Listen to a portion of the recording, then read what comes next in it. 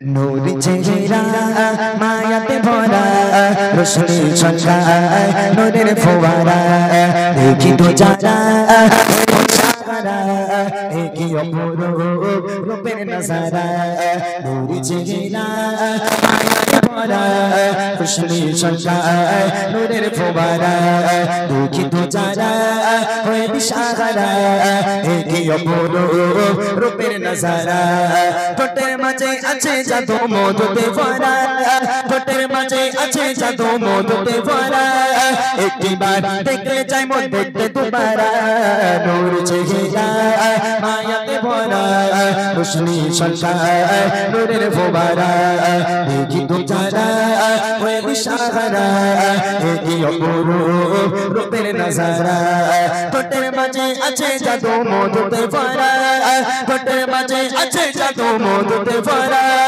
একটিবার দেখলে চাই মন দেখতে দুবারা নূর চেহারা মায়াতে ভরা রোশনি ছলকায় নূরের ফোয়ারা দেখি তো যারা হয়ে দিশাহারা একই অপরূপ রূপের নজারা। পেছনে তুমি তো ঈমান আনবে না। হে মুহাম্মদ, তোমার কথা বড় মধুর, তোমার কথায় জাদু আছে মুহাম্মদ, তোমার কথা খুব মিষ্টি লাগছে, তবে আমি ঈমান আনবো না, তোমার কথা শোনার জন্য বসে আছি। দেখেন শেষ পর্যন্ত কি হয়। নবীর কাছে এসে বসে এক ইহুদি, প্রশ্ন তারি করে আমার দয়ারি নবী। নবীর কাছে এসে বসে এক ইহুদি, প্রশ্ন তার করে আমার দয়ারি নবী।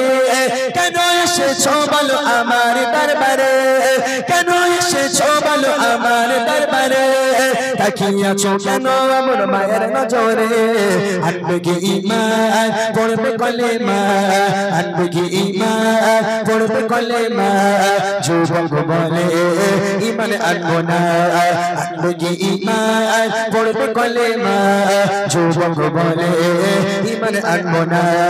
ঠোঁটের মাঝে আছে জাদু মধুতে ভরা, ঠোঁটের মাঝে আছে জাদু মধুতে ভরা একটিবার দেখলে চাই মন দেখতে দুবারা নূর চেহারা মায়াতে ভরা রোশনি ছলকায় নূরের ফোয়ারা দেখি তো যারা হয়ে দিশাহারা একই অপরূপ রূপের নজারা। এইবারে দেখেন ওই যুবক বাড়ি চলে গেল, বাড়ি গিয়ে খেতে যায়, ঘুমাতে যায়, যেখানেই যায় শুধু নবী পাকের হাসি মনে পড়ে আর নবী পাকের কথা মনে পড়ে।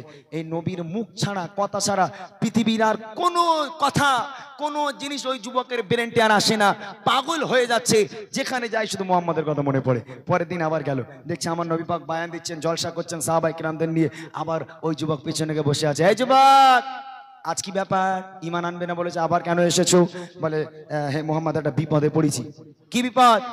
বলে আমি কালকের ঈমান আনবো না বলেছিলাম, আপনি একটা মুচকি হাসি দিয়েছিলেন।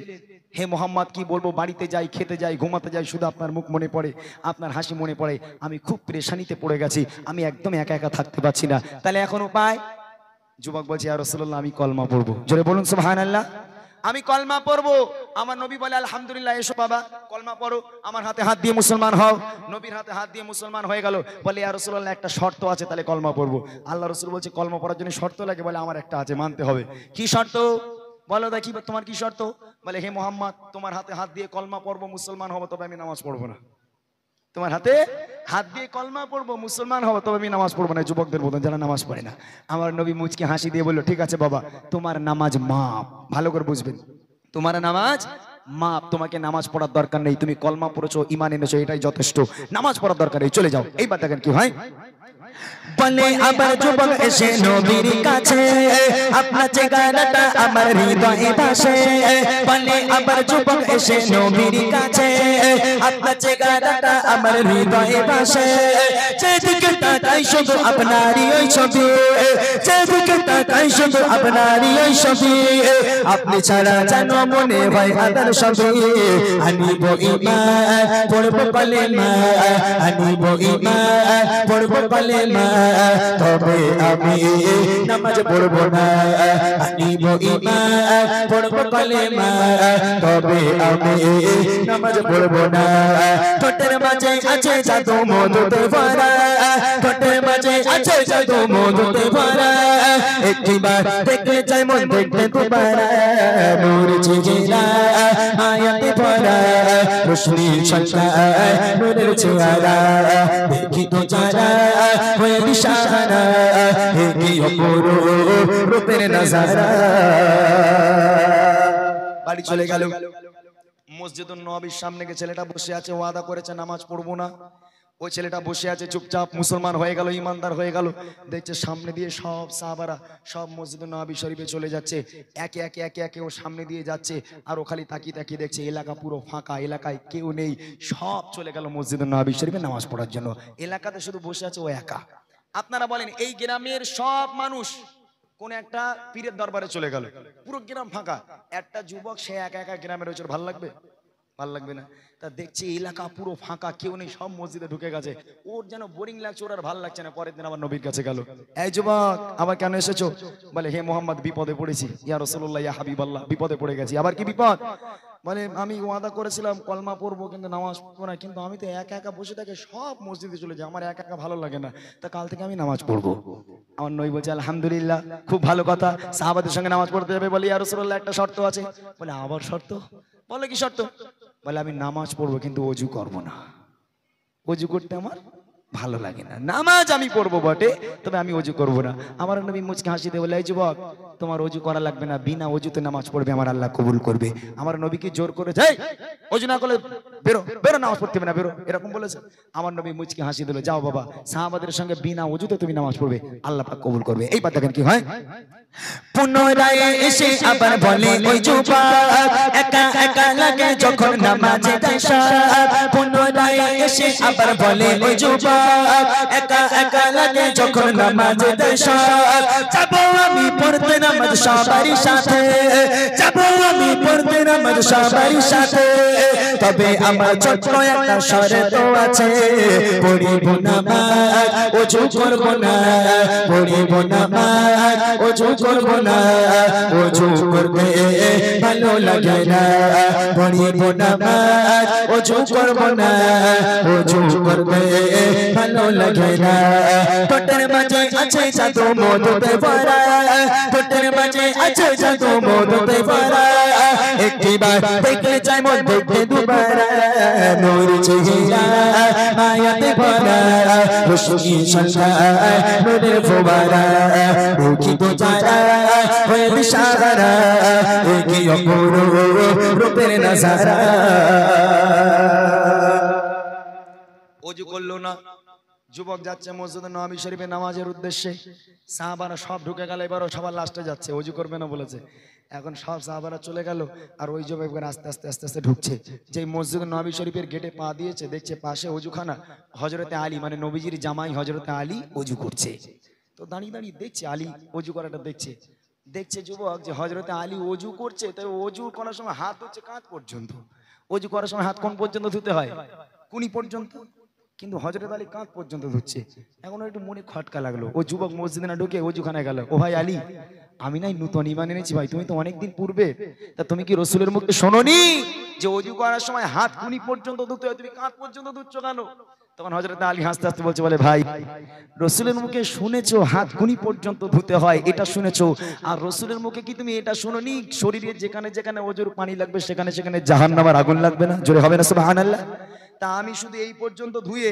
এই পর্যন্ত বাঁচাবার এটা আমি আগুন লাগতে দেবো তাই কাঁধ পর্যন্ত ধুচ্ছি আমার হাতে পুরো আগুন লাগতে দেবো না তখন যে বলছে ও তাই যদি তোমার এত বুদ্ধি থাকে আমার বুদ্ধি কম নাই যদি তুমি একটা হাত বাঁচানোর জন্য কুনি পর্যন্ত হাত না দিয়ে কাঁধ পর্যন্ত ধো আমি যুবক কথা দিলাম কাল থেকে ওযুর পানিতে গোসল করে তারপর নামাজ পড়তে আসবো জোরে হবে না জোরে হবে না সুবহানাল্লাহ তুমি কাঁধ পর্যন্ত খালি হাত বাঁচাবে আমি সারা শরীর বাঁচাবো সারা শরীরে আমি আগুন লাগতে দেব না এটাই হলো নবীর আদর্শ আজকের এটাই হলো নবীর পরীক্ষা আজকের তুমি যদি যুবকটাকে কঠোর ভাবে বলতে যুবকটা কখনো ভালো আলেম হতে পারতো না ভালো নামাজি হতে পারতো না আমার নবী ও যা বলেছে আমার নবী মেনে নিয়েছে আস্তে আস্তে যুবক নিজেই নামাজ পড়া ধরেছে নিজেই ওযু করা শিখেছে এবং শেষ পর্যন্ত আল্লাহ রাসূলের একজন বড় সাহাবায় পরিণত হয়েছে আর আমাদের মসজিদগুলো একটা যুবক যদি নামাজ পড়তে যায় বুড়োরা সারাদিন বিড়িটি এখন নামাজ পড়তে গিয়েছে খবরদার খবরদার, যদি নূতন নামাজি দেখেন তাকে সামনে দেন, তাকে আগে দেন, তার মাথায় হাত বুলান, তাকে শিক্ষা দেন, সে যেন নামাজের প্রতি তার ভক্তি আসে, তারপর রাসূলের আদর্শের সঙ্গে আপনার আদর্শ মিলবে। শেষ কথায় কবি লিখছে দেখেন,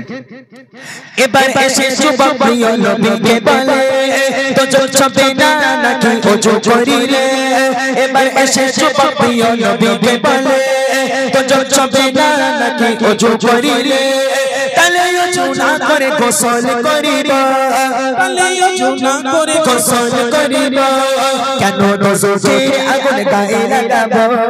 এটাই আদর্শ নবীর শোনা, এটাই আদর্শ নবীর শোনা, কারোর প্রতি কঠোর হতো না।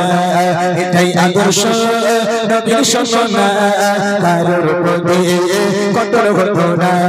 বুঝিনা মায়াতে ভরা রোশনি ছটা নূরের ফোয়ারা, দুঃখিত যারা হয়ে ইশারা, এই অপূর্ব রূপের নজারা। ঠোঁটের মাঝে আছে জাদু মধুতে ভরা, ঠোঁটের মাঝে আছে জাদু মধুতে ভরা, একটিবার দেখলে চাই মন দেখতে দুবারা। নূর ঝিঝিরা মায়াতে ভরা রোশনি ছটা নূরের ফোয়ারা, দুঃখিত যারা হয়ে ইশারা, এই অপূর্ব রূপের নজারা। দুঃখিত যারা হয়ে ইশারা, এই অপূর্ব রূপের নজারা।